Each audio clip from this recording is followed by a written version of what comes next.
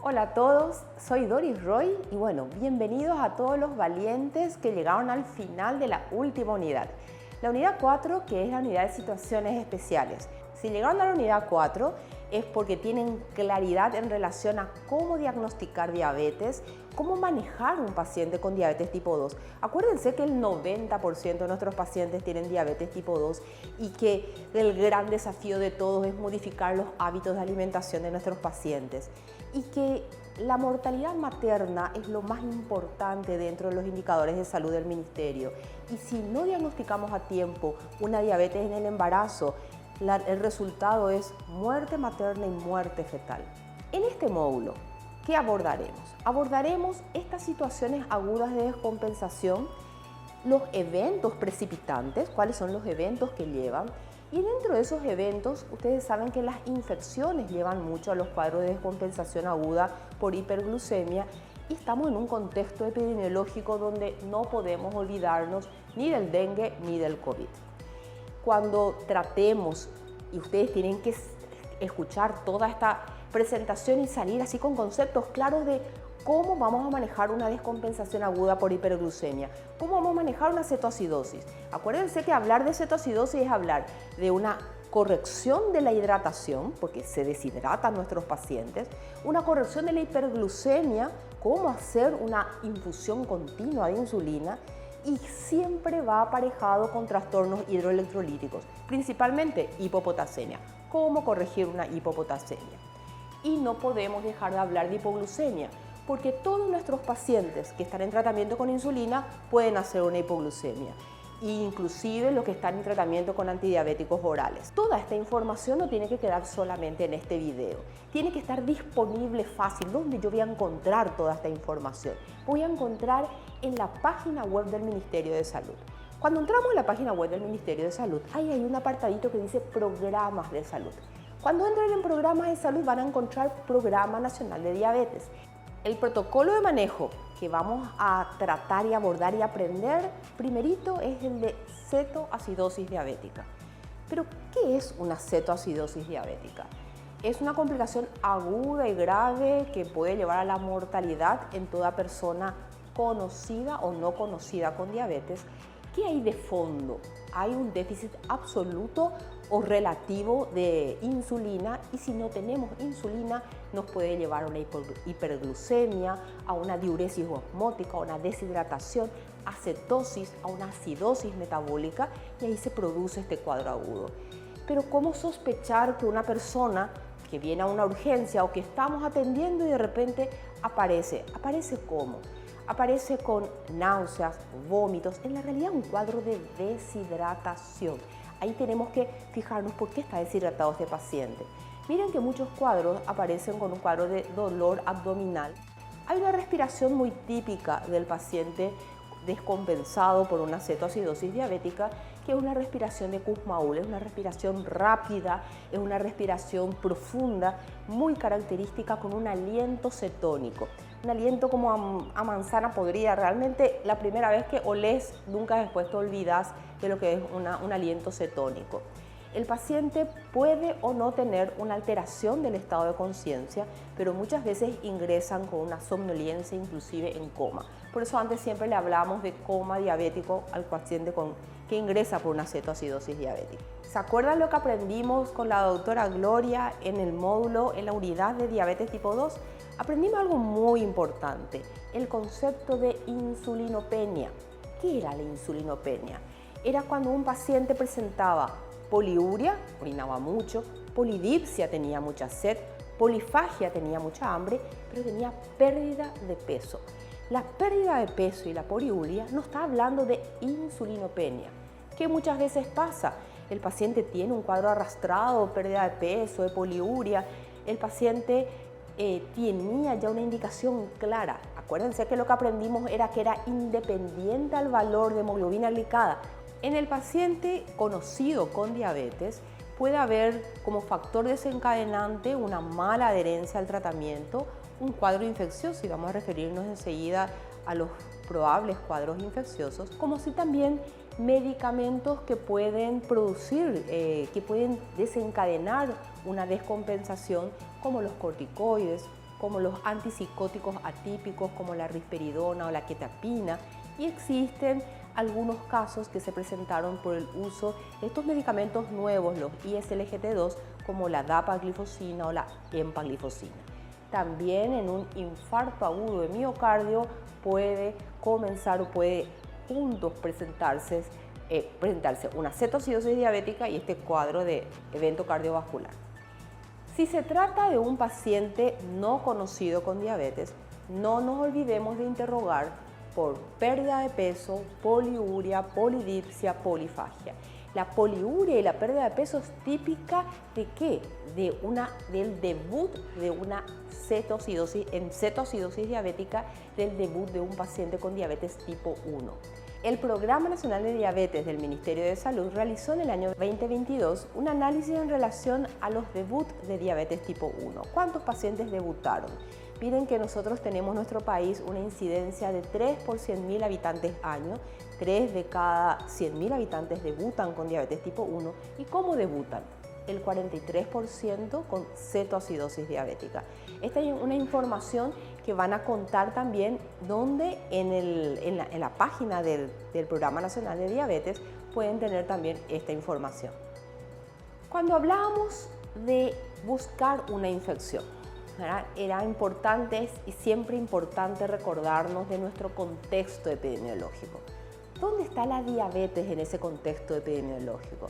La diabetes forma parte en el manejo del dengue al grupo B1. Y aquí hablamos de dengue. ¿Por qué hablamos de dengue con diabetes? Realmente es un tema que sí tenemos que tocar siempre porque es tan importante que tengamos esa visión integral del paciente y digamos, este paciente está viniendo por vómitos, está viniendo deshidratado. ¿Pero qué tiene? ¿Tiene dengue y cetoacidosis? Sí, puede tener dengue y cetoacidosis. Entonces, siempre recordemos cuáles son los signos de alarma. Recordemos que ese paciente con diabetes de entrada tiene que tener una hidratación supervisada porque forma parte de un grupo de riesgo. Y cuando recordamos los signos de alarma, los vómitos persistentes, los sangrados, alteración del estado de conciencia, ese aumento progresivo del hematocrito, nunca nos olvidemos que son signos de alarma que requieren hidratación y que van a requerir una hidratación según el protocolo de manejo. ¿Dónde encontramos información en relación a las guías de manejo de dengue? También en la página web del Ministerio de Salud.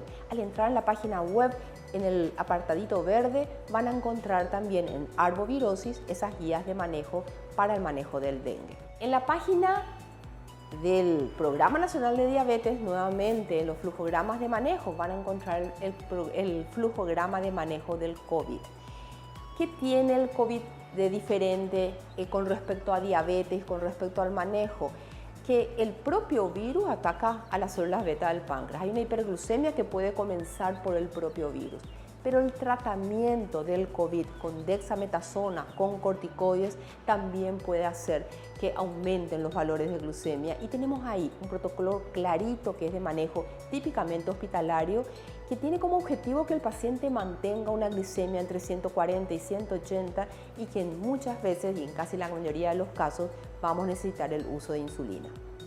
Aprendamos ahora un manejo puramente hospitalario. En la realidad, el objetivo de este proceso de capacitación que está destinado a ese primer nivel y no les corresponde a ustedes el manejo típicamente hospitalario de un paciente en descompensación aguda, pero en la práctica me tocó varias veces la necesidad de que sí tengamos que tomar decisiones en el primer nivel ante un paciente descompensado. ¿Por qué? Porque estamos lejísimos de poder encontrar una atención hospitalaria y es importante poder tomar las primeras medidas en ese momento oportuno porque estamos hablando de salvar vidas. ¿Qué tenemos que hacer? Tenemos que hidratarle a ese paciente. Pero para poder saber y para poder cumplir con este protocolo que está ahí en la página, y les cuento que está así bien escrito, palabra por palabra, cuáles van a ser las indicaciones. Para cumplir con esas indicaciones necesitamos tener insumos y medicamentos. O sea, ¿qué no tiene que faltar en nuestra unidad de salud de la familia cuando sabemos que estamos lejos del hospital y cuando se pueden dar estos cuadros de descompensación? Todos cuentan con glucómetro. Acuérdense que el glucómetro y las tiras reactivas tienen todas las unidades de salud de la familia y es el elemento fundamental donde a veces con solo el glucómetro ya podemos llegar a hacer diagnóstico. Ahí tenemos la medición de la glucemia capilar. Pero ¿qué más tenemos que tener para poder cumplir con este protocolo de manejo? Solución fisiológica, cloruro de potasio, una llave de 3 vías y solución glucosada. Miren que la llave de 3 vías es fundamental porque necesitamos pasarle al paciente 3 tipos de hidratación, 2 tipos de hidratación con una infusión continua de insulina y necesitamos corregir la hipopotasemia. Tenemos suero fisiológico, tenemos suero glucosado, llave, cloruro de potasio y el glucómetro. Bueno, adelante, sí le podemos sacar a este paciente. ¿Qué tenemos que tener bien en cuenta? Vamos a necesitar 2 vías, una vía venosa periférica derecha e izquierda. ¿Qué vamos a hacer en el brazo izquierdo? Lo primero, esto tiene que ser intuitivo, sospechamos del paciente, le hicimos una glucometría, una glucemia capilar. Miren que estoy hablando de glucemia capilar. ¿Qué término tenemos que sacar de nuestras mentes? Hemoglucotest. Olvídense esa palabrita. ¿Por qué? Porque es una marca comercial. Comencemos a utilizar términos como corresponden. Lo que vamos a hacer es una glucemia capilar con el glucómetro. ¿Qué valor? El paciente tiene más de 250, más de 300, está deshidratado, está con náuseas, está con alteración del estado de conciencia, está descompensado. No tardemos en ponerle una vía periférica, izquierda y derecha. ¿Qué vamos a poner en la izquierda? Rápido, suero fisiológico, hidratando a ese ritmo, pero al mismo tiempo en el brazo derecho se va a ir la infusión continua de insulina. Cuando nosotros estamos pasando infusión continua de insulina, hay mucha posibilidad de una hipopotasemia. Por eso el potasio estaba en cada uno de nuestros sueros fisiológicos. ¿Cómo hacemos esa dilución de la insulina en el suero fisiológico? La más fácil de todas, ahí en la unidad de salud de la familia, en un paciente adulto principalmente, es 50 unidades de insulina en 500 cc de solución fisiológica. ¿Por qué? Porque ahí por cada 10 ml hora se nos va a ir una unidad hora de insulina. Entonces con 60 microgotas por minuto se nos va 6 unidades hora.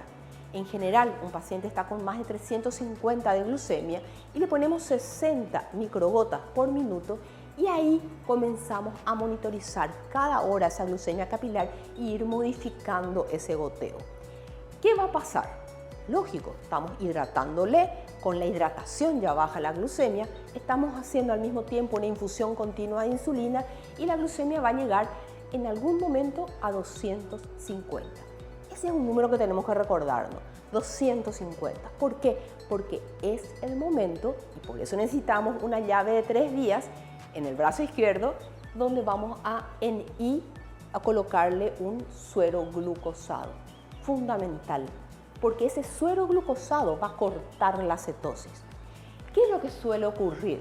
Que la gran mayoría de las veces, cuando le ponemos el suero glucosado, lógicamente, como todavía ese paciente está descompensado, va a subir la glicemia a 350, a 400. No nos asustemos de los valores. Lo que tenemos que estar preocupados es por el estado de hidratación de nuestros pacientes, por su diuresis, por los cuerpos cetónicos que van a ir disminuyendo, por la mejoría de su estado de conciencia, no por el valor de la glucemia. Y muchas veces uno lo que quiere hacer, o enfermería lo que quiere hacer es cortar el suero glucosado porque les asusta el valor alto de glucemia. Una vez que se coloca el suero glucosado, no se suspende. Se disminuye un poco la hidratación del suero fisiológico, vamos modificando las hidrataciones y vamos modificando ¿qué? El esquema de la infusión continua de insulina. Simplemente vamos aumentando ese esquema. Si estamos en el ambiente hospitalario, vamos a poder trabajar como corresponde, ¿verdad? Realmente la atención, el manejo de una cetoacidosis diabética es un manejo hospitalario. ¿Por qué? Porque necesitamos una gasometría, necesitamos hacer esa diferenciación con un estado hiperosmolar no cetósico, hiperglucémico no cetósico. Quizás sí, quizás no, aunque la hidratación siga siendo lo más importante, pero también necesitamos un manejo correcto de la hipopotasemia o la hipocalemia. si ese potasio, y tenemos retorno de ese potasio con más de 5.5, vamos a sacar el potasio de nuestro suero fisiológico. Si está en 3.5 y 5.5 y menos, vamos a mantener la hidratación como tenemos. Si está menos de 3.5, vamos a hacer las correcciones que correspondan. Y nuestro objetivo siempre va a estar en mantener entre 150 y 250 la glucemia de nuestro paciente hasta que termine esa cetosis. Y ahí es esa modificación dinámica de nuestra bomba de infusión, o con una bomba con 100 unidades en 100 cc, 99 cc, 100 unidades de insulina, o como les decía recién, 50 unidades en 500 cc, vamos a ir haciendo las modificaciones dinámicas. ¿Qué puede ocurrir siempre? Acuérdense, uso de insulina es posibilidad de hipoglucemia. Si el valor baja a menos de 70, siempre tenemos que tener suero glucosado y lo ideal un suero glucosado al 50%, donde con 30 ml por volutrol ya podemos lograr que el paciente salga de la hipoglucemia, y siempre cuando tenemos hipoglucemia a los 15 minutos volver a controlar hasta que la glucemia llegue a 100. Bueno, entonces finalmente, para cerrar cetoacidosis, el éxito del tratamiento depende de la corrección de la hidratación, de la corrección de la hiperglucemia, de la corrección de los trastornos hidroelectrolíticos como la hipopotasemia, de ese manejo dinámico de la infusión de insulina, donde muchas veces ese esquema que les mostré, que está ahí en la página web así bien calcadito, muchas veces el paciente no mejora, no disminuye más de 50 como queremos que disminuya con ese goteo. Entonces significa que tenemos que modificar ese esquema a un 20% más. Es el arte del goteo de insulina, es un poquito de experiencia, pero es más que experiencia, es compromiso y es lo que yo le llamo tratamiento enzimático. ¿Saben lo que es el tratamiento enzimático? Encima del paciente. Tenemos que estar encima del paciente. Soy producto de las épocas sin bomba de insulina, solamente con un microgotero o un macrogotero. Hasta hoy me toca muchas veces en Ñembucú situaciones similares. Entonces, ¿qué funciona finalmente?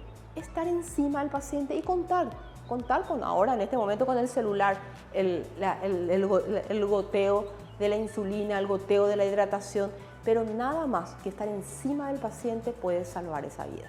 La otra situación aguda y grave, y más grave que la hiperglucemia, es la hipoglucemia. Acuérdense que la hipoglucemia es mucho más grave. ¿Por qué es mucho más grave? Porque nos da mucho menos tiempo para actuar. Una hipoglucemia puede matar en minutos. Una hiperglucemia lleva horas, a veces días, a veces años para matar. Pero la hipoglucemia no nos da tiempo. ¿Dónde tenemos acceso a la información? Dentro de la página web del Ministerio de Salud. También las guías rápidas están ahí publicadas en el apartado de enfermedades no transmisibles, de la Dirección de Enfermedades No Transmisibles, y están así con un formato muy lindo dentro de la página web. Al igual que como les enseñé en la página del Programa Nacional de Diabetes, en ese apartado de flujogramas también van a encontrar el manejo de la hipoglucemia en la página web. Pero, ¿qué tenemos que saber con respecto al manejo de la hipoglucemia? En primer lugar, tenemos que saber que a muchos de nuestros pacientes, así como aprendimos en el módulo de diabetes tipo 2, están con una hiperglucemia más de 240, una hemoglobina glicada más de 10, o tienen datos de insulinopenia. ¿Qué hicimos? Le iniciamos insulina. Comenzamos con una dosis nocturna de insulina, le dimos un glucómetro, les dijimos que tenían que controlarse en ayunas, pero de repente la glucemia de ese paciente baja a menos de 70. Nunca podemos indicarle a un paciente insulina sin enseñarle qué hacer en un caso de hipoglucemia. Una hipoglucemia leve se trata con la regla de los 15. Pero cuando el paciente tiene hipoglucemia, acuérdense que nuestro propio cuerpo secreta hormonas cuando nuestra glucemia baja, y ahí comienzan a aparecer señales de alerta. Un paciente con hipoglucemia puede principalmente presenta hambre, taquicardia, irritabilidad, confusión, puede presentar inclusive convulsiones y hasta coma. Por lo tanto, lo ideal sería que tengamos el glucómetro y podamos controlarle a nuestro paciente. Si le controlamos y una glucemia menos de 70, tenemos confirmado que el paciente tiene una hipoglucemia. Pero acuérdense que la irritabilidad, las confusiones, la alteración del estado de conciencia tiene múltiples causas. Pero ante la mínima sospecha, siempre pensemos en hipoglucemia y tratemos. Cuando hablamos en hipoglucemia de la regla de los 15, hablamos de 15 gramos de carbohidratos cada 15 minutos. Entonces, sabemos que el paciente está en hipoglucemia o sospechamos que está en hipoglucemia, lo primero que tenemos que hacer es 15 gramos de carbohidratos. ¿Qué tiene 15 gramos de carbohidratos? Una cucharada de miel, un jugo con 3 cucharaditas de azúcar, 3 cucharaditas de azúcar solas. Le damos azúcar al paciente. Por eso, siempre un paciente que está en tratamiento con insulina tiene que tener caramelo, tiene que tener sus sobrecitos con azúcar. ¿Por qué? Porque la hipoglucemia puede darse, vamos a ver enseguidita, por múltiples causas. Y a los 15 minutos volver a controlar. ¿Hasta cuándo? Hasta que la glucemia sea igual a 100. ¿Qué puede pasar? Puede pasar que a los 15 minutos vuelva a salir 50, vuelva a salir 60. ¿Qué hacemos? Le volvemos a dar una cucharada de miel, 3 cucharaditas de azúcar en jugo y le volvemos a controlar nuevamente en 15 minutos. No descansamos hasta que la glucemia llegue a 100. Y cuando llegue a 100, sí, un hidrato de carbono complejo, pan con queso, un sándwich y una chipa para que esa glucemia comience a mantenerse más estable. Puede darse el caso de una hipoglucemia severa. La gran mayoría de nuestros pacientes con diabetes tipo 1 tienen en sus casas un kit de glucagón. Acuérdense que el kit del glucagón es la hormona contrarreguladora, es la hormona, el antídoto a la insulina. Si la insulina baja el azúcar, el glucagón lo que hace es subir el azúcar. El glucagón es fundamental para salvar la vida cuando yo no puedo manejar mi hipoglucemia. Porque acuérdense que al paciente le estamos enseñando el manejo de la hipoglucemia leve porque se puede manejar. Por eso mis amigos en el hospital o las personas que están con una persona que usa insulina y que tiene glucagón en la heladera, tiene que saber cómo usar el glucagón. El glucagón tiene una jeringa con un agua destilada y otro frasquito con un polvito. Nosotros colocamos el agua destilada dentro del frasquito con el polvito, luego volvemos a extraer, queda en la jeringa el polvo totalmente diluido y va a depender si es un niño o es un adulto, si tiene menos de 25 kilos o más de 25 kilos. Tiene menos de 25 kilos, vamos a usar la mitad de la jeringa. Tiene más de 25 kilos y vamos a utilizar la jeringa entera. ¿Dónde le vamos a aplicar? Le vamos a aplicar en la parte superior y externa del brazo o en la parte superior y externa del muslo. Se le aplica por completo y el efecto realmente es inmediato. Siempre nuestra disquisición clínica ante todo cuadro de descompensación es buscar las causas. Cuando hablábamos de hiperglucemia, ¿se acuerdan que, y les vuelvo a recordar, pensamos, ay, dejó de usar su insulina, no tiene adherencia, está tomando medicamentos, tuvo un infarto, está con un cuadro de deshidratación secundaria, un dengue, o tiene otro cuadro de infección, o una neumonía, o cualquier otro cuadro de infección que le descompensó? Tenemos que pensar en las causas, porque si no solucionamos las causas, tampoco ese paciente va a ir saliendo de su cuadro de descompensación. En un paciente con hipoglucemia, también pensemos en las causas. Acuérdense que si está usando insulina, una dosis muy alta de insulina puede llevar a una hipoglucemia.